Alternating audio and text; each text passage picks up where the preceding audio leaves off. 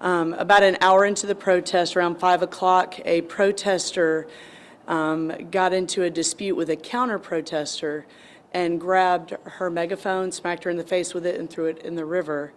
After that, the protester was seen reaching into his waistband, pulling out a weapon.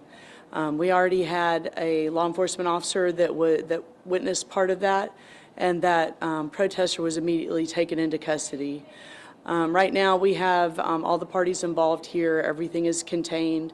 Members of our intelligence unit are here assisting with the investigation. And so we're just conducting interviews and pursuing it from there. Do you have any questions at this point? Did anything instigate him doing that? You mentioned you had an officer there that kind of saw some of this. Was he instigated by something directed at him to jump up there? Okay, well, we have officers that monitor these situations because we want people to be able to protest and counter-protest safely.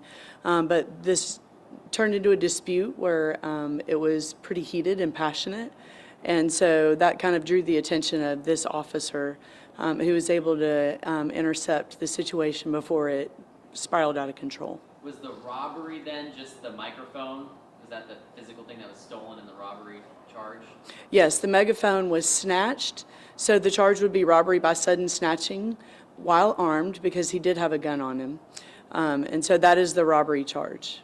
Will he also be charged with assault as well, since he did hit her with the megaphone?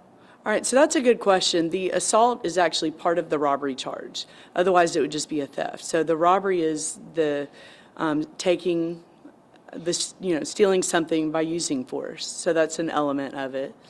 You mentioned he reached for the gun. Did he ever actually pull the gun out, or was the officer able to stop it before it got to that point? The officer saw him reaching, but it was displayed.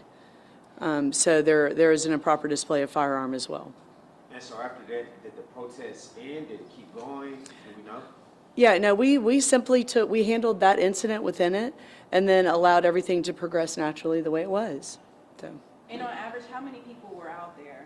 I don't have a number on that one. Sorry.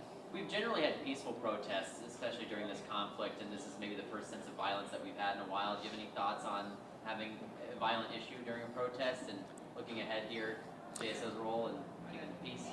Well, the Jacksonville Sheriff's Office supports people's First Amendment rights to freedom of speech. We want protesters and counter-protesters to be able to peaceably speak their mind, and that's part of the great country that we live in and the freedom that we get to have. The issue is when you can't break laws. When people become injured and property is broken, that's where the line is drawn. And so we were able to stop this incident before it spiraled out of control. Okay? All right, y'all have a good one.